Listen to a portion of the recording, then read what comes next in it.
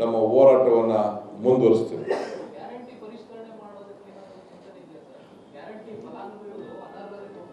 ಇಲ್ಲ, ಅದೇನಾಗಿದೆ ಅಂದರೆ ಸುಮಾರು 100 ಕೋಟಿ ರೂಪಾಯಿ ಅಷ್ಟು ಯಾರು ಗ್ಯಾರಂಟಿ ತೆಗೆದುಕೊಳ್ತಾ ಇದ್ರು ಅವರು ಎಲ್ಲ ತೀರ್ಕೊಂಡಿದ್ದಾರೆ.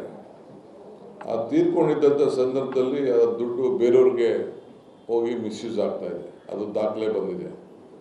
ಎರಡನೇದು, ಆ ಟೈಮಲ್ಲಿ ನಾವು ಚೆಕ್ ಮಾಡೋದು, ಆ ಟೆಲಿಫೋನ್ ನಂಬರ್ಸ್ ಎಲ್ಲ ಯಾರ್ಯಾರ್ದೋ ಕೊಟ್ಬಿಟ್ಟಿದ್ದಾರೆ. ಸೊ ಅದು ನಮಗೆ ಸರಿಯಾದ ಫಲಾನುಭವಿಗಳಿಗೆ ತಲುಪ್ತಾ ಇದಾ ಇಲ್ವಾ ಅನ್ನೋದು ಕೂಡ ನಮಗೆ ಮುಖ್ಯವಾದಂಥ ವಿಚಾರ.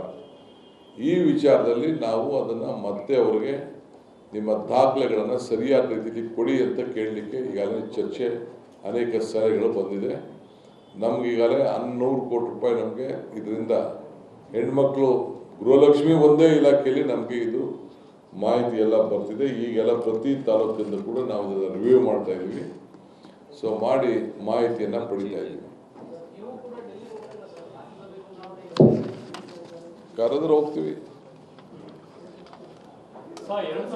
ಥ್ಯಾಂಕ್ ಯು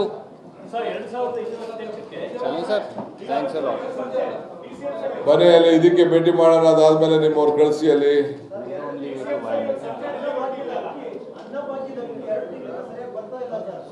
ಯಾವ್ದು ಹೇಳಿ?